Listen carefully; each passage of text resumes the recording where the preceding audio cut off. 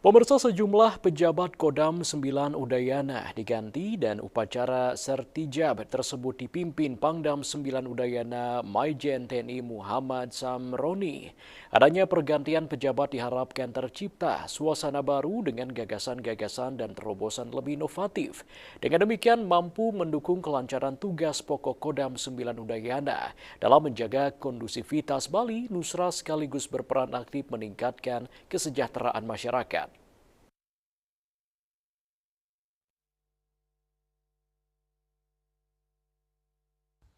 Pangdam 9 Udayana Maijen TNI Muhammad Zamroni mengungkapkan serah terima jabatan di lingkungan Kodam 9 Udayana merupakan momentum untuk refleksi dan evaluasi terhadap kinerja di masa terdahulu. Di samping itu juga sebagai titik awal untuk merajut langkah baru ke arah kemajuan yang lebih baik lagi.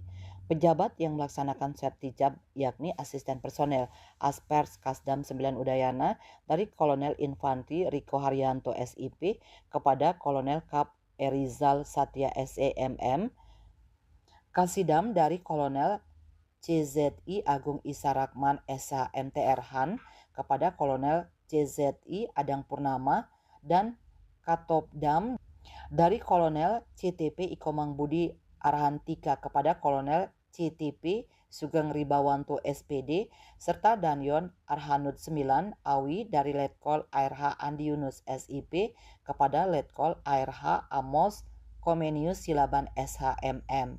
Selain itu dilaksanakan tradisi penerimaan warga baru Kodam 9 Udayana Letkol Infantri Arianto Sunu Kuncoro sebagai Kepala Seksi Personel Kasipers Kasrem 161 Wirasakti.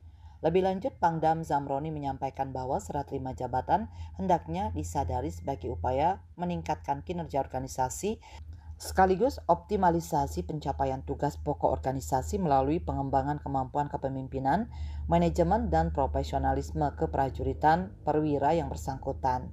Sebelum mengakhiri amanatnya, mantan ajudan Wapres Budiono ini berpesan supaya pejabat yang baru dilantik melaksanakan amanah jabatan dengan sebaik-baiknya.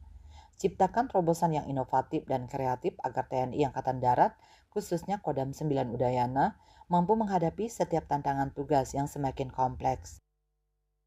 Kertanegara Bali Pos melaporkan.